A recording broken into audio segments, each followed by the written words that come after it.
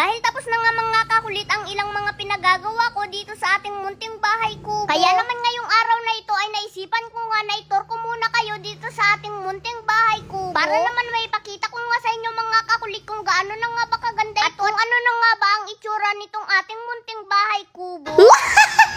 Charot! So ngayon mga kakulit ay itutur ko kayo dito sa kisame na pinagawa ko dito sa ating munting bahay kubo. Kung gaano na nga ba ito kaganda mga kakulit. Siyempre hindi ko ito ipagagawa kung hindi naman ito maganda. Kaya tara, let's go mga kakulit para makita nyo na rin. So ayan. Bungad pa lamang ng bahay kubo. Ayan o. Wow! Ayan o. Yan! Wow! So ayan mga kakulit, at kung makikita nyo nga ay ganyan na kaganda ang kisame ng ating munting bahay kubo. Wow! Ayan o. Wow! Diba? So ayan mga kakulit, at kung makikita nyo nga, pulidong pulido yan. Yung kisame na yan. Pati itong gilid, yan. At si Papa lamang mga kakulit ang gumawa lahat niyan, no? Diba? At saka mga kakulit, itong dingding nito ay naka-double walling na, kaya naman itong kisame na lamang ang pinagawa ko kay Papa. Ito mga kakulit, kung makikita nyo, itutur ko kayo dito sa aking kisame ng munting bahay kubo. Yeah. Oh, ito oh. Di ba? Napakaganda niya oh. Pulidong pulido talagang pagkakagawa. Oh. Oh. Oh, ito pa oh. Pati ito mga kakulit, kantungan yan, may plywood na din. Oh. Di ba? Oh. Wow. Ganda. At ito mga kakulit, naka-double deck din ito, at ito ang aking tarima. At ipapakita ko din sa inyo mga kakulit ang kesame nito. Ayan oh. Wow. Oh, ganda talaga oh. Ito pa oh. Wow.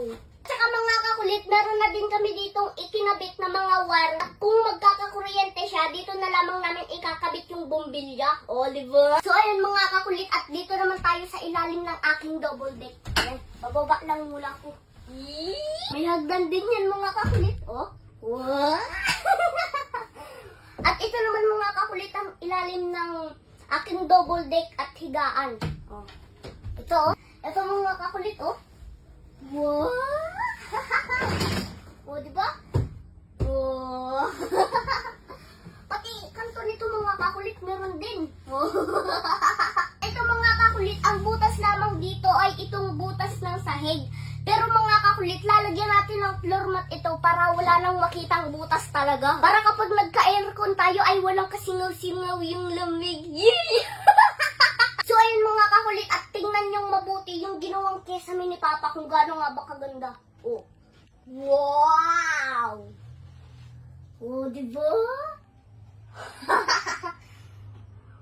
Oh, wow! At abangan nyo mga kakulit, at hindi na namin ito pipinturahan at lalagyan na lamang namin ito ng sticker wallpaper. At abangan nyo din mga kakulit kung ano nga ba ang magiging itsura nito kapag may sticker wallpaper na. O, diba? Siyempre mga kakulit, dito naman tayo sa ating pinto. Yan. Ang pinto na pang mayaman. O, yun o. May door lock pa yan. O, diba? O. O. Wow!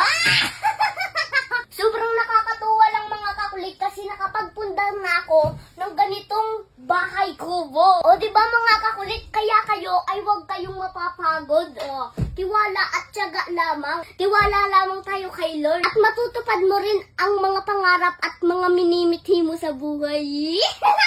So yun lamang mga kakulit, abangan nyo kapag napaganda na namin ito ng gusto. Yeah!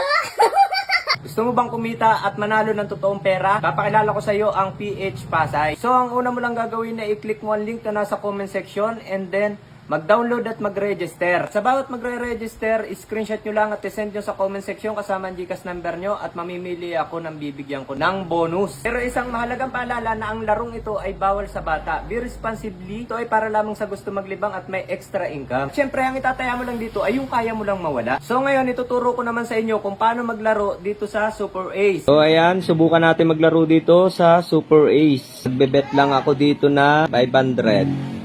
Then, spin lang. Ayan, oh, 1.8. Uy, scatter. Okay. Uy, 4,000. 3,000.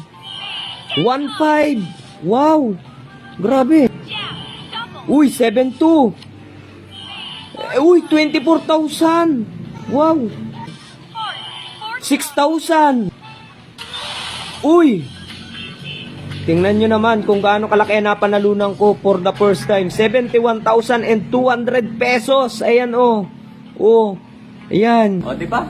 Ganun lang kadaling maglaro at manalo dito kay PH Pasay. Kaya kung nais mong maglaro, i-click mo na yung link na nasa comment section. And then mag-download at mag-register. At sa bawat magre-register, screenshot nyo lang at isend nyo sa comment section.